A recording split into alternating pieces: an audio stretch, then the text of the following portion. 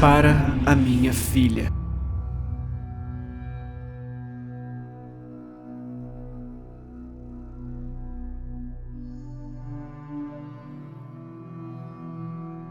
Então, chegou a isso. A minha mão treme de maneira irregular, enquanto a caneta esferográfica documenta uma história que eu nunca imaginava compartilhar. Uma carta descrevendo atos tão hediondos e horríveis que faria até o estômago mais forte agitar incansavelmente em contrações convulsivas de nojo. Eu posso sentir a bile subindo no fundo da minha garganta enquanto a lembrança se desenrola. E a cada toque trêmulo da caneta, um pensamento recorrente ecoa. Como chegou a isso? Querida mamãe, eu simplesmente não aguento mais a culpa. Não depois que a Ana nos deixou. Não posso estar com Vanessa depois disso. Eu não confio em mim mesma com ela. E se os desejos me superarem?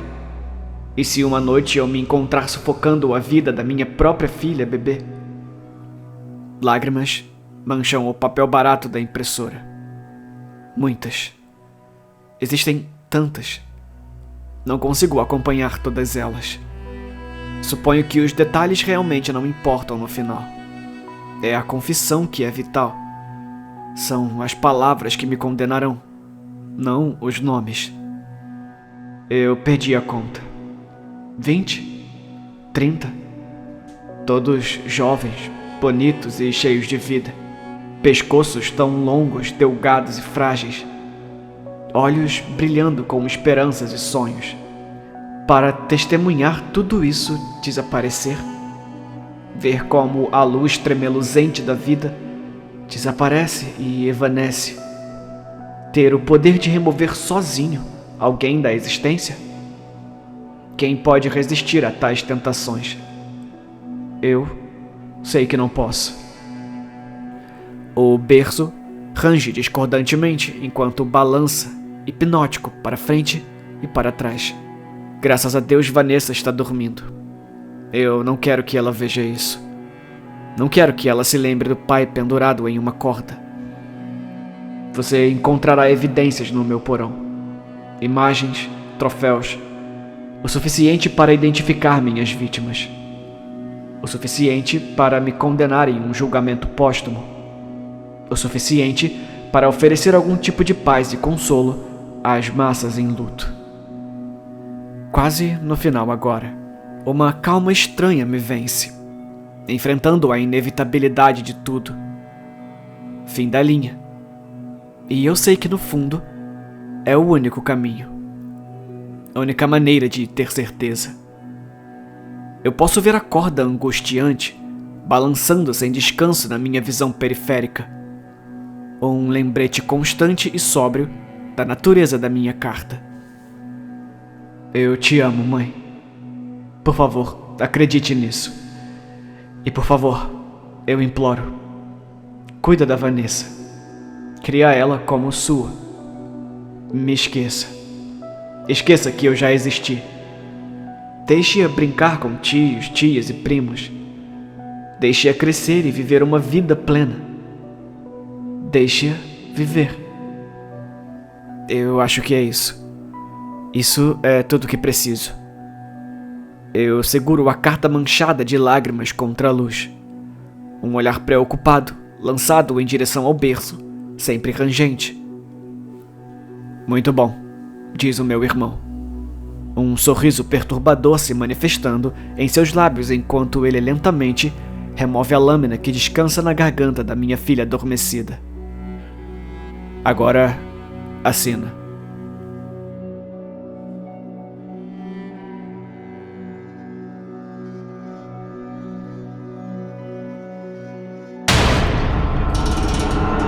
A pequena Kate vai comer qualquer coisa que estiver em seu prato.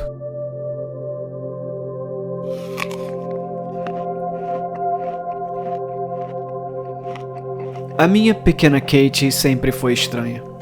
Ela comia o que quer que estivesse no prato. Uma vez, uma mosca morta estava em seu brócoli, mas ela apenas comeu, sem hesitar. Minha pequena Kate logo ficou gorda. Ela poderia comer 2 porções de comida e ainda ter mais espaço para a sobremesa. Logo percebi que essa era a maneira perfeita de começar a minha teoria. Então, eu continuei alimentando a Kate com diferentes cortes de carne e ela comeu. Logo, toda a carne se foi. Foi quando percebi o valor da minha pequena Kate. Se ela pudesse descartar o corpo da minha esposa, então ela poderia descartar qualquer coisa.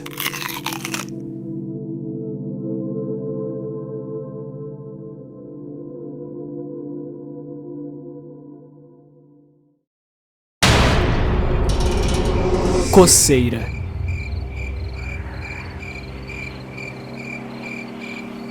Frank fechou a mala.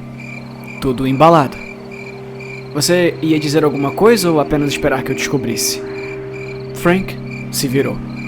Lisa estava encostada no batente da porta, carrancuda. Descobriu o quê? Ele respondeu. Ela apenas o encarou por um momento, deixando-o cozinhar. Essas viagens mensais de negócios, ela finalmente disse, não são reais. O que você quer dizer? Frank coçou a bochecha para acalmar a contração nervosa que se formava abaixo. Você pode parar de se fazer de idiota. Ela deu um passo à frente. Eu mencionei as viagens pro Roger naquela festa. Ele pareceu confuso. Frank sentiu os joelhos dobrarem. Ele sempre soube que era apenas uma questão de tempo antes que ela descobrisse que esse dia chegaria eventualmente. Mas isso não facilitou as coisas. Então, qual é o nome dela? Ela perguntou. Frank não disse nada. É aquela mulher do seu trabalho, não é? Aquela com unhas grudadas e peitos falsos. A Julia. Frank olhou para o chão. O rosto de Lisa ficou vermelho cereja. Você poderia pelo menos dizer alguma coisa. Ela o agarrou pela gola e puxou de volta. Olha! Ela gritou no ouvido dele. Ela deixou sua marca em você. Lisa o empurrou e saiu correndo do apartamento, batendo a porta em seu rastro. Qual marca? Frank se perguntou. Ele tirou a camisa e verificou as costas no espelho do banheiro. Arranhões compridos estavam gravados nas omoplatas. Como eu pude ser tão descuidado, pensou Frank. Eu a perdi. Mas ele não tinha tempo para ter autopiedade e sabia disso. Ele tinha que sair. Frank tinha uma viagem para continuar. Ele vestiu uma camisa nova, pegou sua mala e saiu. Pegou um táxi para o aeroporto, tomou um avião para Anchorage, entrou no carro alugado e dirigiu para o norte por 3 horas. Ele chegou à cabana pouco antes do pôr do sol. Nada havia mudado. Ele largou a mala, acendeu o fogo e se despiu. Ele esperou pelo brilho quente do fogo. E então, veio. Ele sentiu seu coração bater mais rápido. Seu rosto começou a tremer. Depois, todo o seu corpo começou a tremer. Ele se dobrou no chão e gritou de agonia. Uma sensação de queimação percorreu suas costas. Sua mandíbula puxou suas bochechas. Seus ouvidos assobiaram. Ele coçou longas garras ao longo do corpo e uivou em desespero. E então, ele ficou quieto. Estava feito. Ele recuperou o fôlego. Ele tentou falar, mas apenas um monte de ar saiu. Ele sentiu 1000 novos aromas no barraco vazio. Frank deixou a cabana de 4 e foi caçar.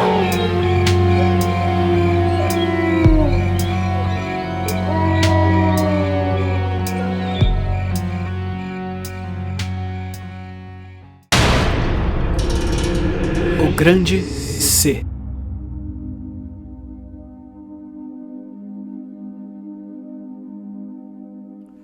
O câncer sempre foi um filho da puta do mal, mas não parecia justo que isso pudesse acontecer com alguém tão jovem.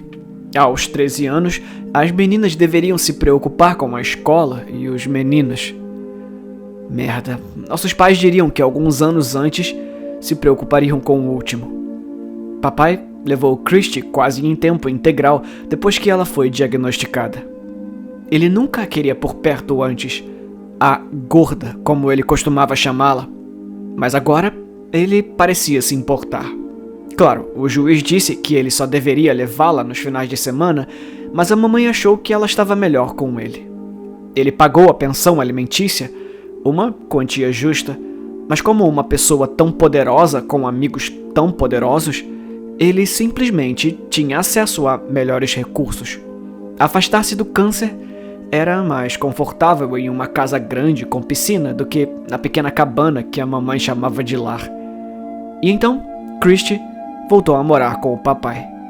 Cheguei em casa do meu semestre no exterior 3 meses após o diagnóstico de Christy, e meu coração se partiu quando a vi. Minha irmãzinha, antes tão cheia de vida e amor, era um esqueleto de seu antigo eu, fisicamente. Ela sempre fora uma garota maior, mas nunca deixara as provocações de seus colegas de classe chegarem a ela. Provavelmente porque ela também recebia os comentários em casa. Como os colegas podem machucá-la quando seu pai se saiu muito pior. Papai sempre tinha vergonha do tamanho dela e deixava claro. Agora, ela estava perigosamente magra, com um corpo devastado pela quimioterapia. Deitamos na cama dela e nos abraçamos pelo que pareceu uma eternidade e choramos. Minha irmãzinha morrendo aos 13 anos. Isso não era certo. Finalmente, ela precisava descansar. Então, eu a deixei sozinha. Eu encontrei o pai bem na porta dela. Como está a aparência dela? Ele perguntou. Terrível. Bem, claro, ela poderia tomar um banho. Ele começou, mas ele deixou a palavra persistir, como se explicasse perfeitamente o que ele estava dizendo. Mas o quê? Eu perguntei. Mas ela parece maravilhosa, não é? Quando me ocorreu que meu pai estava agradecido pelo efeito que a quimioterapia da minha irmã mais nova tinha em seu peso, uma sensação de náusea começou a me dominar. Vai se fuder, eu disse. Eu nunca disse nada tão conflituoso quanto isso ao meu pai na minha vida. E minha náusea se aprofundou como resultado. Como ele não se esforçou para me lembrar, enquanto eu crescia, ele era um homem poderoso. E homens poderosos mereciam respeito. Surpreendentemente, ele apenas sorriu. Eu vou te dar uma folga agora. Você está em choque. Mas se a quimioterapia finalmente faz a sua irmã largar o garfo, então eu não sou um herói? Você quer que eu te chame de herói por obter o tratamento para o câncer da sua filha? Ele sorriu novamente. Ela tem câncer? Talvez. O Estado oficialmente pensa que sim. E então, ele piscou para mim.